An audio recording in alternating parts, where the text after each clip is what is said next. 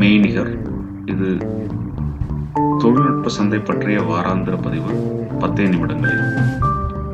வணக்கங்க.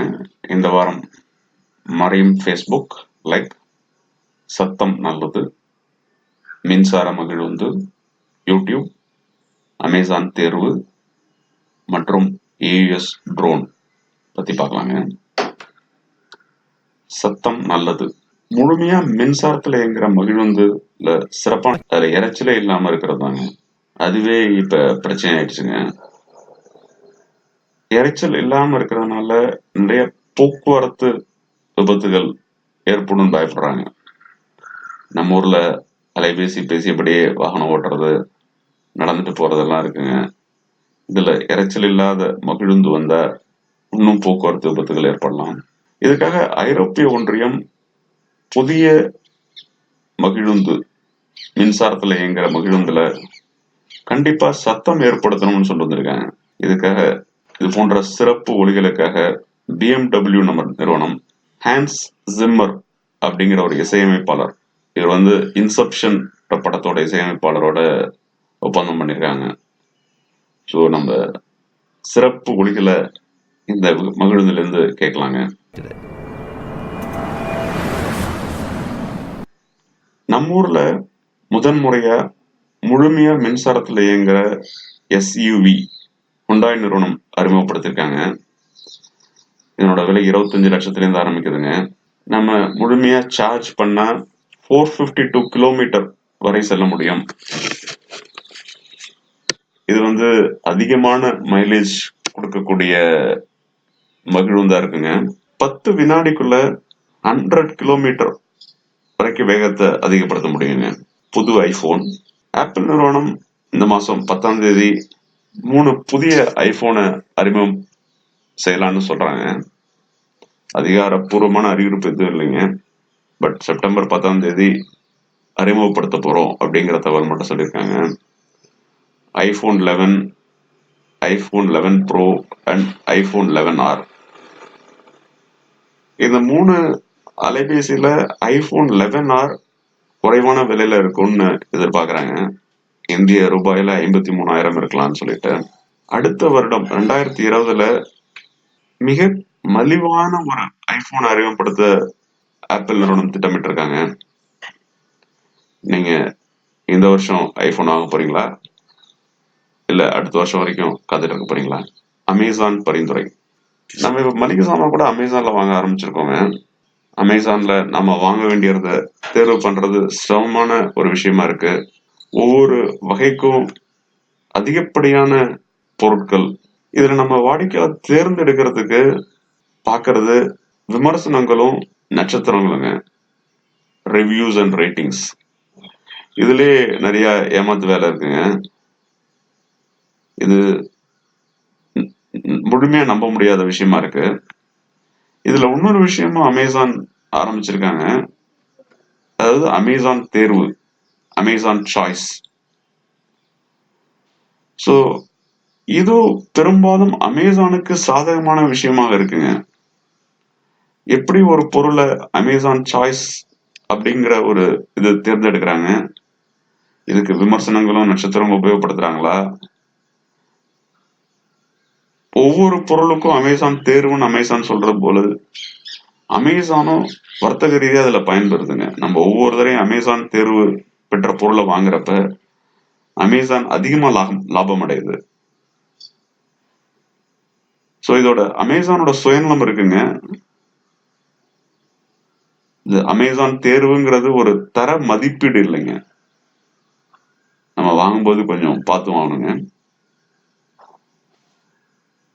அடுத்த மாதம் பண்டிகை விற்பனை சூடு பிடிக்க ஆரம்பிக்கிறது போடுங்க. பிளிப்கார்ட், அமேசான் இணைய விற்பனை. பண்டைய காலங்கள 2018ல அமெரிக்க டாலர் $3 பில்லியன் அளவுக்கு பண்ணிருக்காங்க. இது 2017ல செஞ்சதோட 2 மடங்கு. 2017ல 1.5 பில்லியன் அமெரிக்க டாலர் வியாபாரம் நடந்திருக்கு. ஆனா இந்த வருஷம் வியாபாரம் கொஞ்சம் மந்தமா இருக்கும்னு சொல்லிட்டு கணிச்சிருக்காங்க. 27% வளர்ச்சி தான் இருக்கும்னு எதிர்பார்க்கறாங்க. கிட்டத்தட்ட ஒரு 4 பில்லியன் அமெரிக்க டாலர் இருக்கும்னு சொல்லியிருக்காங்க. நீங்க தீபாவளிக்கு பிளிப்கார்ட், அமேசான்ல என்ன வாங்க போறீங்க? நம்ம குழந்தைங்க பெரும்பாலும் அலைபேசியில யூடியூப் வீடியோ பார்க்கறதுக்கு தான் செலவிடுறாங்க. இந்த வாரம் யூடியூப் நிறுவனம் 170 மில்லியன் அமெரிக்க டாலர் அபராதம் அமெரிக்க அரசாங்கத்துக்கு கட்டியிருக்காங்க. இது எதுக்குன்னா, அமெரிக்கால இருக்கிற சட்டம் COPPA, children online privacy protection act, 13 வயதுக்கு குறைவான சிறுவர்களோட இணைய செயல்பாடுகள், அவர்களோட உபயோகங்கள், விருப்பங்கள், கருத்துக்களை திரட்டக்கூடாதுன்னு ஒரு சட்டம் இருக்கு. ஆனா யூடியூப் நிறுவனம் இதை பல காலமா பண்ணிட்டு வந்திருக்காங்க. என்ன படம் பாக்குறாங்க, என்ன கருத்து தெரிவிக்கிறாங்க, எந்த மாதிரி இடத்துல இருந்து பாக்குறாங்க அப்படிங்கிற விவரங்களை திரட்டி அவங்களுக்கு ஏத்த மாதிரியான பிரத்யேகமான விளம்பரங்களை அவங்களால விற்பனை செஞ்சிருக்க முடியுது. பல மடங்கு லாபம் அடைஞ்சிருக்காங்க யூடியூப் நிறுவனம். இனிமே இது மாதிரியான தகவலை திரட்ட போறது இல்லைன்னு உறுதி கொடுத்திருக்காங்க. ஆனா இந்தியால இணையதளத்துல சிறுவர்களை பாதுகாக்கிற மாதிரியான ஒரு சட்டம் இது வரைக்கும் கொண்டு வரலைங்க.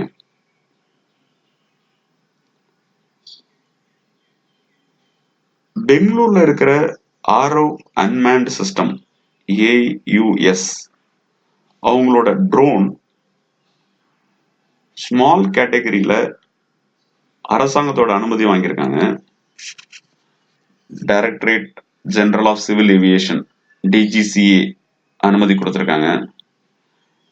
இது வரைக்கும் மைக்ரோ ட்ரோன்ஸ் தான் அனுமதி கிடைச்சிருக்கு. மைக்ரோ ட்ரோன்ஸ்ங்கிறது 2 கிலோவுக்கும் குறைவா இருக்கிறது. இதுதாங்க முதல் ஸ்மால் வகை ட்ரோன். ஸ்மால்ங்கிறது 2ல இருந்து 25 கிலோ எடையுள்ள ட்ரோனுங்க. இது வர்த்தக ரீதியா பல உபயோகத்துக்கு பயன்பட முடியுங்க. IIT கான்பூர்ல 2013 தொடங்கின தொழில் நிறுவனம் இது. தொழில் நிறுவனம் என்னன்னு கேக்குறீங்களா? ஸ்டார்ட் அப், தமிழ்ல அதே மாதிரி சொல்லலாம்னு.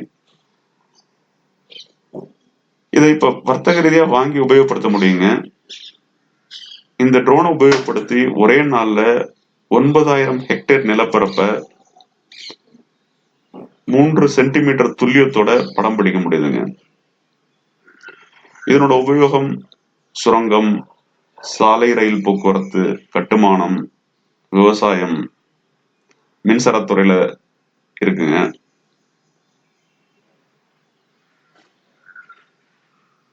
இது வரைக்கும் அவங்க இந்த ட்ரோனை உபயோகப்படுத்தி 10 லட்சம் ஹெக்டேர், 5,000 பயணங்கள், 30 லட்சம் படங்கள், 60 டிவி அளவுல தகவல்களை திரட்டிருக்காங்க. நாம் பெருமைப்படக்கூடிய விஷயங்கள் இது. நம்ம ஊர் தொழில் நிறுவனம் AUS.